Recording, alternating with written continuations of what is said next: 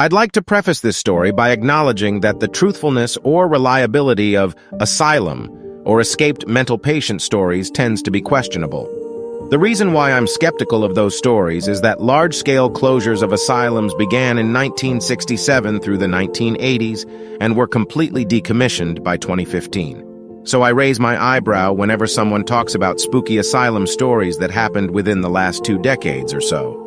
Still, I will be sharing my story as factually as my memory allows and refrain from exaggerating any aspect because, unfortunately, this story is true through and through. I often visited my grandparents' home in Traverse City in northern Michigan during the summers with my parents.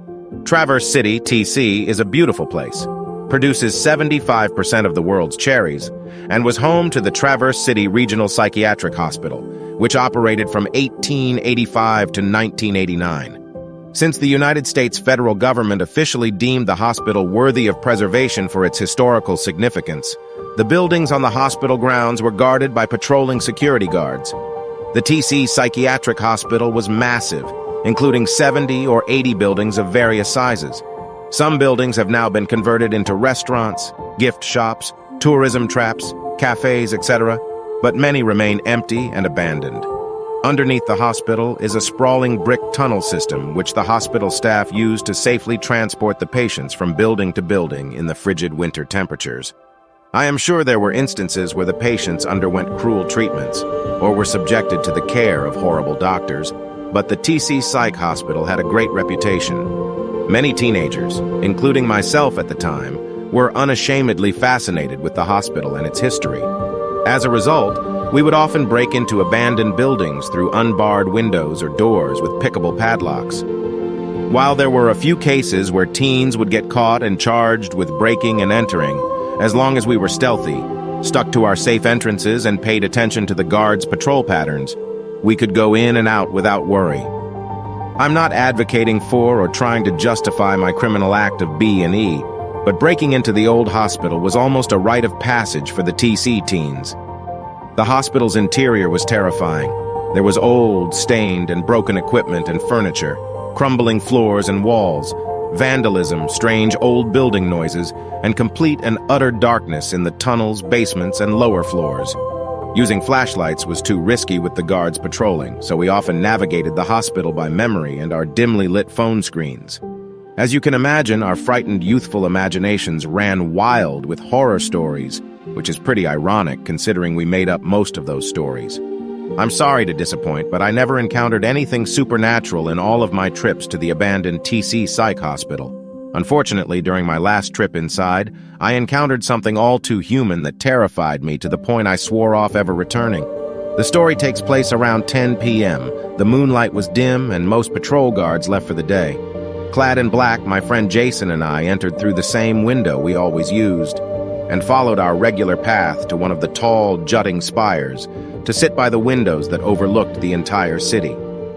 There was only one thing different about this venture from our others: a new, faint, and unexplainable smoky odor. Not smoky like fire, but something more akin to incense. The smell was so faint we almost thought we were imagining it, but it grew stronger as we got closer to our destination.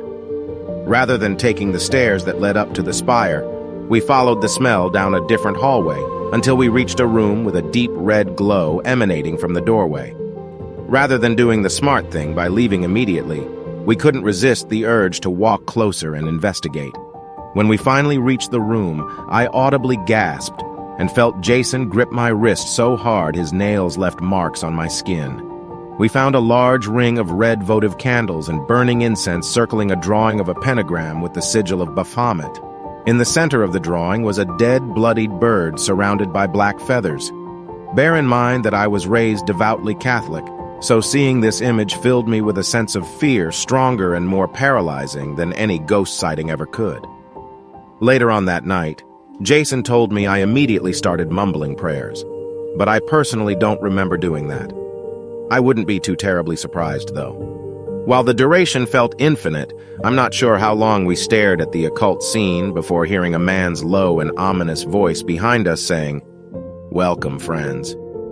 I promise you that there was absolutely nothing friendly about the way that guy greeted us. Jason and I screamed bloody murder, whipped around, and saw two nicely dressed but frazzled-looking adult men smiling at us. The man in front of me held something in his hand, and while I can't say for sure what it was, I remember thinking it was a knife at the time, which wouldn't be too crazy of a guess considering they recently sacrificed a bird. Jason and I sprinted past the two, and I felt someone's fingers grab the back of my shirt. Thankfully, the occultist's hand didn't have a solid hold on me because I ducked and managed to escape his grip. The men shouted for us to stop running. We obviously didn't. We heard their footsteps chasing after us for a little while, but thankfully Jason and I had broken into the hospital so many times that running through the unlit rooms, hallways, and tunnels was no challenge. When we finally reached and vaulted through our escape window, the occultists were nowhere to be seen or heard. We kept running through the hospital grounds until we reached Jason's car with no concern for the patrol guards. We would have rather gotten caught by the guards than the occultists. I puked twice in the parking lot, whether the cause was fear, sprinting nonstop for 1.5 miles, or a combination of both. I'm not sure what would have happened if the occultists caught us, but I know for certain they weren't going to crack open a beer and sing Kumbaya by the candlelight. I'm not familiar with cultic practices or satanic rituals, so I'm not sure what the men were trying to do or if they were summoning something. If anyone reading this post is more knowledgeable on the topic, please share your thoughts. Jason and I never returned to the hospital during that summer or any of the following summers. While we aren't close now that we're adults, I know that horrifying experience will keep us cemented in each other's memories until we die. We all need to keep our eyes out to make sure our town is safe. So please remember to do the following before going to bed tonight. 1. Keep your doors locked and flash a light through the keyholes to avoid brinch infestations. If you keep hearing scratches in your ears and/or the sounds of your mother's death, flash a light through each one again and then your ears for good measure. Nasty little buggers think they can feed off our fears and happiness, eh? We'll show them who's boss. If you do sense you're starting to feel a little down though, head to the doctor and they'll get you sorted out. Deafness beats death any day. 2. Keep your mirrors covered from 8 p.m. to 3:59 a.m. Make sure you have an alarm set right at 4 a.m. to remove the covers if you want to keep your eyes next month.